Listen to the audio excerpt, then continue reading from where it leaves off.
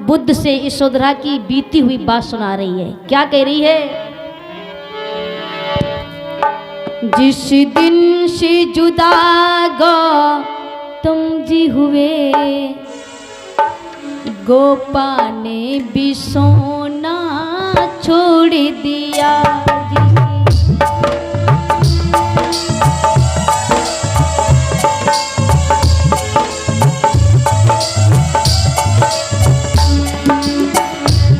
जिस दिन से जुदा गौतम जी हुए, गोपा ने भी सोना छोड़ दिया।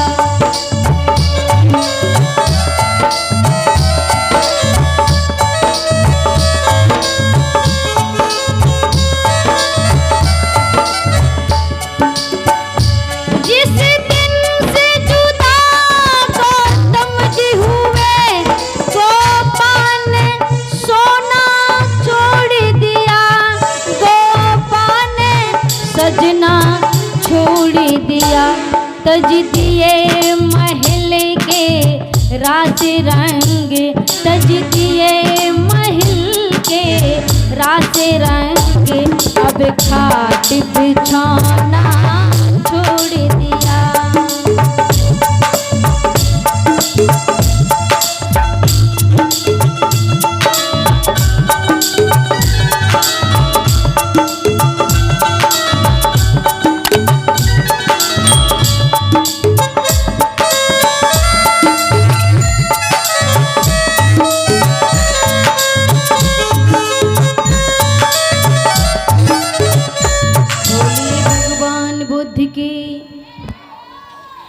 आज मौसी ने बताया है, भगवान तुम्हारे जाने के बाद रानी यशोधरा ने बहुत बड़ा त्याग। भगवान ने इसलिए खड़े रह गए कि यशोधरा मेरे से कहेगी भगवान ये आसन पड़ा इस पे बैठ जाओ, तो हम बैठ जाते।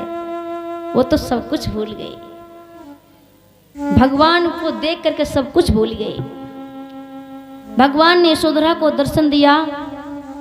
यशोधरा को दर्शन देने के बाद भगवान ने भोजन किया। भोजन करने के बाद उसी दिन यशोधरा की एक सहेली थी मधवाला। इधर मधवाला ने विचार किया कि हमारी सहेली के पति देव आए हैं। अब सबकी सहेलियां होती हैं ना। यशोधरा के जब पति लौट के आए यानी बुद्ध लौट के आए, तो यशोधरा की एक सहेली थी जिसका नाम था मधुबाला।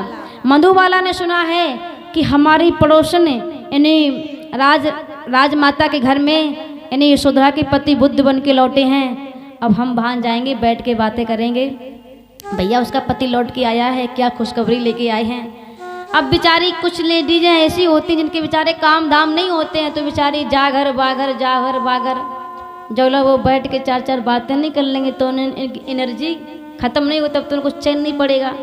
अब मधवाला यशोधरा घर में बैठ गई। अब बोली जीजी हमने सुने कि तुम्हारे पति लौट के आए हैं।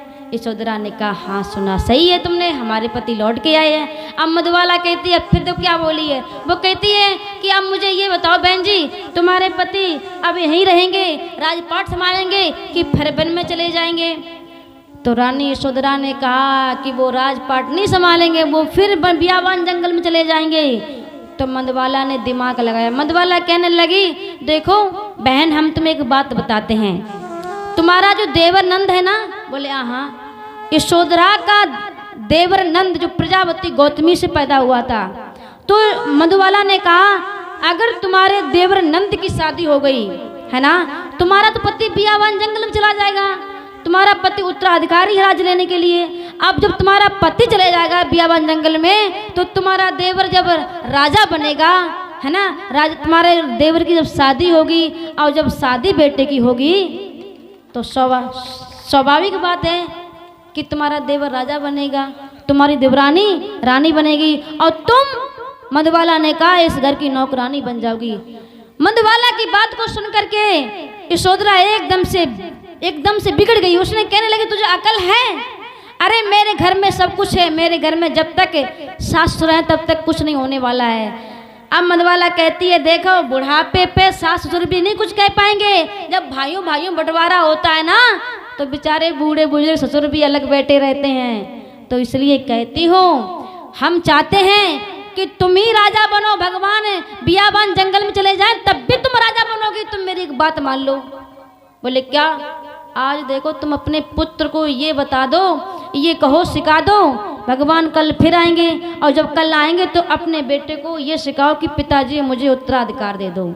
और भगवान इतने दयालु हैं, वो राजा से अपना उत्तराधिकार लेकर के अपने बेटे को दे करके जाएंगे। माँ ने क्या काम किया? कल भगवान वो दाने वाले हैं, इधर यशोधरा ने वो शब्द बच्चे को रटा दिया है कि बेटा बोलो मुझे पिताजी उत्तराधिकार दो। ये माँ ने अपने बेटे को सिखा दिया है और कल भगवान बुद्ध आएंगे और ये माँ अपने बेटे को बुद्ध के पीछे छोड़ देगी, जाओ बेटा पिता से उत्तराधिकार मांग लो जा करके। मैया ने सारी रात अपने बेटे को सोने नहीं दिया। सुबह हुआ, भगवान आए, भगवान ने भोजन किया, भगवान की धर्म चर्चा हुई। जब भगवान चले तो मैया ने अपने बेटे को छोड़ दिया पीछे, जाओ बेटा पापा से उत्तराधिकार मांग लो जा करके। अब राहुल पीछे से आवाज लगाता है, पिताजी मुझे उत्तराधिकार दो। भगवान ने नहीं सुना, फिर चिल्ला के कहता है, पिताजी मुझे उत्तराधिकार दो। भगवान ने सुन लिया लेकिन पीछे मुड़ के नहीं देखा। भगवान तब तक नहीं रुके जब तक भगवान बुद्ध कपिल वस्त्र नगर से काफी मीलों तक दूर निकल गए, तब तक बुद्ध ने पीछे नहीं देखा मुड़कर। भगवान बुद्ध काफी दूर निकल गए, एक पेड़ के नीचे खड़े हुए, पास में वही तालाब है। तब पीछे मुड़ के बुद्ध ने देखा, कौन? तो राहुल कहता है, मैं तुम्हारा बेटा हूँ बेटा। तो बुद्ध ने कहा, बोलिए क्या बात है? तो राहुल कहता है, पिताजी मुझे उत्तराधिकार दे दो। राहुल सोच रहा है कि उत्तराधिकार कोई खाने वाला आइटम होगा जो मेरे पापा मुझे दे देंगे और मैं मम्मी के पास चला जाऊंगा लेकर के। भगवान बुद्ध ने कहा, अरे बेटा जाओ, मैं किसी का पिता नहीं हूं, ना ही मेरा कोई बेटा, जाओ जाओ, बड़े हो जाना, राजा तुम्हें बना देंगे तुम्हारे बाबा।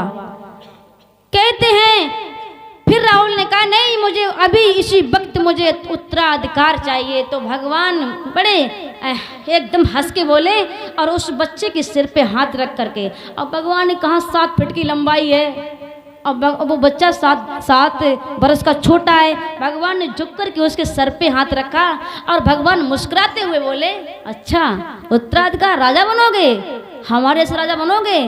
भगवान बुद्ध की आंखें बड़ी सुंदर हैं, बुद्ध के अर्ध नेत्र भगवान के। भगवान जब मुस्कुराए हैं ना, सिर पे हथेली रखी है, तो कहता है, राहुल कहता है, पापा आपका ये हाथ बहुत अच्छा लग रहा है। तो भगवान बुद्ध फिर हंसने लगे। भगवान बुद्ध विचार करते हैं, हाँ राहुल मैं तुम्हें इतना अच्छा लगने लगूं, तुम हमारे जैसे राजा बन जाओ, तुम्हें वो राजपाट नहीं मिलेगा, तुम्हें ये राजपाट मिलेगा। ये बुद्ध ने राहुल से नहीं कहा था, मन में सोच रहे हैं बुद्ध। फिर बाद में भगवान बुद्ध ने कहा, तुम मेरे से राजा बनोगे? बोले हाँ। तो भगवान बुद्ध तत्काल ही देर नहीं किया है, 4 पुत्र मौद गल्याण जो बनते लोग थे उनसे कहा, जाओ इससे तालाब में स्नान कराइए, इसके नैल काट दीजिए, इसके बाल काटिए और इसको कंधे पे चीवर रख दीजिए। तो बनते लोगों ने तुरंत ही एकदम सर पे बाल हटा दिए, चीवर पहना दिया, आओ बैठो 3 बार नमन करो सत्संग को, बुद्धंग नमामि, धम्मंग नमामि, संघंग नमामि। अब तुम हमारे जैसे राजा बन गए। अब राजा भी तुम्हें नमन करेगा। अब वो राजा जो राजा बनने जो आए थे ना, अब वैसे उस श्रेणी के राजा भी तुम्हें नमन करेंगे। बोली भगवान बुद्ध की।